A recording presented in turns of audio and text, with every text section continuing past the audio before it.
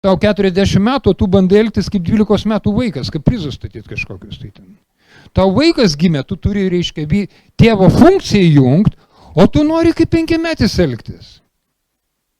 Tai vat, nagrinėjant vyrų psichologiją, mes matom, tarkim, Lietuvos atveju, kad prieš mus stovi, reiškia, 50 metų vyrai, o mentalitetas 15 mečių. Mąstymas toks, principai tokiam lygyje.